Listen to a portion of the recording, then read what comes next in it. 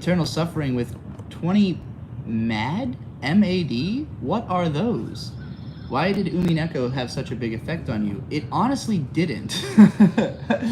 It's not that it had a huge effect. It's more a matter of convenience. So the story with Umineko is simply that my cousin, well, not my cousin, my good friend Marcus, he was the first friend of mine to watch the show, and he got really into it. I think him and Victor might have watched it together, or they were both watching it at the same time because Marcus got him into it. And I think Vic just kind of thought it was okay, and Marcus was just super into it. So I ended up watching it, and I really liked it.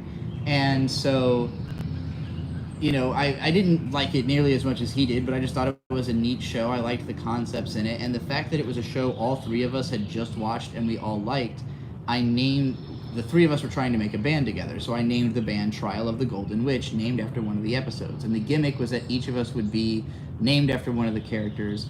So Victor was supposed to be Battler, Marcus was George, and I was actually Kinzo, the you know, the granddad, the big evil guy or whatever. So that was like how I was crediting us on the first couple Trial of the Golden Witch releases. Now, we only ended up doing music together a couple times. I did more without Vic. Well, we involved more friends, and like it just kind of became like whenever me and my friends were over and we would make improv music, I would record it and I would release it onto Pure Volume under the name Trial of the Golden Witch. And I released like 110 tracks in the first year that we were doing it. And then out of those, I selected what I considered the best, and that is the first release on my Bandcamp, Best of Year 1. So that's all the collaborative stuff from when Trial of the Golden Witch was conceptually like a jam band of me and whoever was around. And that was still kind of the case for the first few Bandcamp releases up until, like, I want to say Life Without Silence is probably the first, like, totally solo one I did, where nobody else is on it at all. And then I was just kind of doing experimental noise music because, like, I didn't know how to play any instruments. So, like, you know, the reason I had to have other people involved is I didn't know how to make the music. And so I started experimenting with, like, Music Concrete and stuff to, you know, just find a way to make something sonically interesting without knowing how to play instruments. And through that experimentation, and then eventually getting into hip-hop, and then eventually all this, you know, I kept using the name Trial of the Golden Witch, and eventually it just kind of became my hip-hop name because most of the music I released was solo hip-hop projects. So when I finally started transitioning, I was really struggling to find a name that makes sense, because I don't just come up with a name out of the blue sucks. You know, I don't have any emotional connection to a name I just make up. So I didn't want to pick a name that didn't mean anything to me. It had to have some kind of connection, because it can't be something that 2 years later I would be like, oh, I should have thought of this name, you know, and then replace it with something else. Like, it had to be something that had a meaning to me. So it took a while. You know, when I started transition, I didn't want to be called Digibro anymore, so I changed my moniker online to DigiNay, and that was just confusing. Nobody understood the branding, because not enough people know that Nay is, you know, Japanese for sister. So it was just like odd branding, and I was calling myself Gray, or just like using the name Baroness Gray online, because that's just like a name I used in video games. It was all just like temporarily handling to figure out what the fuck am I going to call myself. And then at some point I realized that that Beatrice, the character from Umineko, is transgender. This is like, I guess, a late game reveal, like way later into the game series than what the anime got to. So I didn't know this. I had no way of knowing it, you know, until people started telling me. So when I found that out, I was like, well, I've been Trial of the Golden Witch for fucking almost 10 years by that point. You know, like, I've been releasing music under that name. And when I thought about, like, who is the Golden Witch on trial in the music, it's me. All of my music is about me. I am the most I-centric rapper I can think of. Like, all of the music is just me and my emotions and my situations being on trial.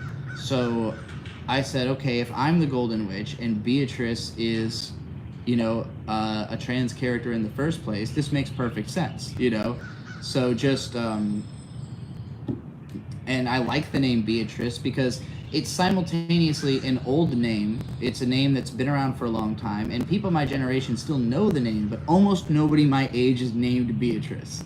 It's a name that went out like 2 generations ago in popularity. So, it's on the it's on the decline basically. And so I knew it would be a name that not a lot of other people were going to have. And then I also found out that Beatrice shortens to Trixie.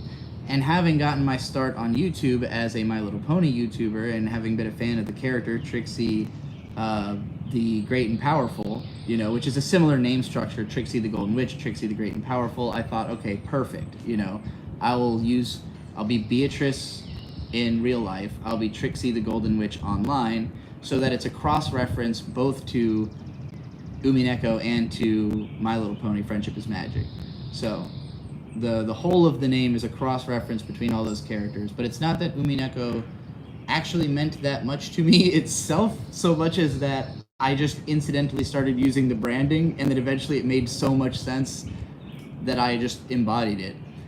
I talked about this on a different live stream, but I am at one day hoping to organize doing a live stream series of me playing Umineko, but it will take so much time that I would need it to be like a massive event. Like, I would need to know for a fact there were going to be like hundreds of regular viewers and that I was going to make a lot of money doing it, So I've even considered doing like a crowdfunding to make it possible or something. Like, how many hours is this game? What would be the rate if I was making, let's say, $20 an hour or something? Like, if that was my asking price. How many hours is the game? Like, let's set up the Indiegogo to ensure I am employed for 80 hours of playtime or whatever the fuck.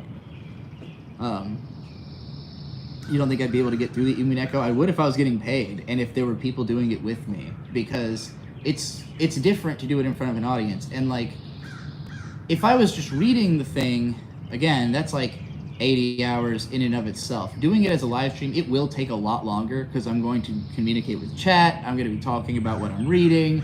I'm probably going to be like reading it out loud, so it will take forever, but I think it would be a great series, I would need enough people to be like gung-ho about me doing it. And I don't know if that many people give that much of a shit to spend that much time, but it would also be a great way for a lot of people to experience Umineko who, like me, are never gonna fucking play that thing without someone getting paid, God damn it.